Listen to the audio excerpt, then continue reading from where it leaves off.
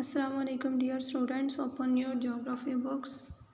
Today we are going to read about floods. Floods कहते हैं सैलाबों को, यानी पानी का जो है वो अपने वाटर चैनल से ओवरफ्लो कर जाना, किसी भी प्रॉपर डायरेक्शन और चैनल के बगैर बहना जो होता है, इसको हम फ्लड यानी सैलाब कहते हैं. An overflow of river water out of its channel which may cause damage to nearby settlements. वो जो अपने चैनल से बाहर पानी बह रहा है वो अपने इर्द गिर्द जो सेटलमेंट्स हैं, रिहाइशें हैं, उनको भी नुकसान पहुंचाएगा. तो इस पानी के बहाव को हम कहते हैं फ्लड. फ्लड क्या करता है कि हर चीज़ इसके रास्ते में आने वाली जो है वो उसको डैमेज करता है. ऑलमोस्ट कंस्ट्रक्शनल फ्रेमवर्क यानी सड़कों वगैरह को भी डैमेज करता है. डैमेज अनसीमेंटेड हाउसेस, जो कच्चे घर बने होते हैं उनको डैमेज करता है. Destroy bridges, roads, communication lines and crops. अपने रास्ते में आने वाले जो ब्रिज हैं उनको उखाड़ देगा, रोड्स को उखाड़ देगा, कम्युनिकेशन लाइंस को की डिस्टर्बेंस कर देगा, पानी की वजह से वो टूट जाएंगी, फसलों को तबाह कर देगा.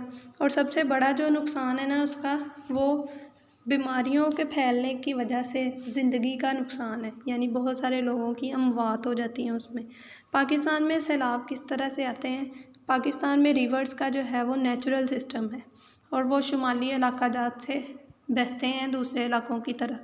तो इनके ऊपर जो हैं वो शुमाली इलाका जात में क्योंकि बर्फ़ानी पहाड़ भी हैं जिनको हम ग्लेशियर्स कहते हैं, तो और पाकिस्तान के बहुत सारे इलाकों में मानसून की बारिशें भी होती हैं.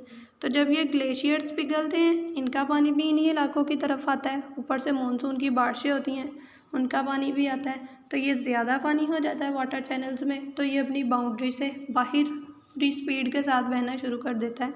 तो इस तरह से वहाँ पे सैलाब आ जाता है. इसकी सेफ्टी मेजर्स क्या हैं कि जिस इलाके में सैलाब आ गया है उसकी इलेक्ट्रिसिटी और गैस सप्लाईज़ को उनका कनेक्शन ख़त्म कर देना चाहिए, क्योंकि पानी के अंदर इनकी सप्लाईज़ जो हैं वो पानी के अंदर बहेंगी तो और ज़्यादा डैमेज होगा.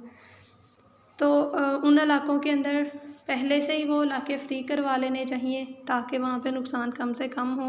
और फिर जो लोग उन सैलाब ज़दगान हैं, इससे मुतासिर हुए हैं, उनके लिए कैंप्स वगैरह लगाने चाहिए, उनको सहूलतें मुहैया करनी चाहिए, गवर्नमेंट को उनके लिए एफ़र्ट करनी चाहिए. और बाद में फिर उनकी वो जो एरिया उनके घरों का डैमेज हुआ है उसकी रिपेयरिंग के लिए भी गवर्नमेंट को स्टेप्स लेने चाहिए.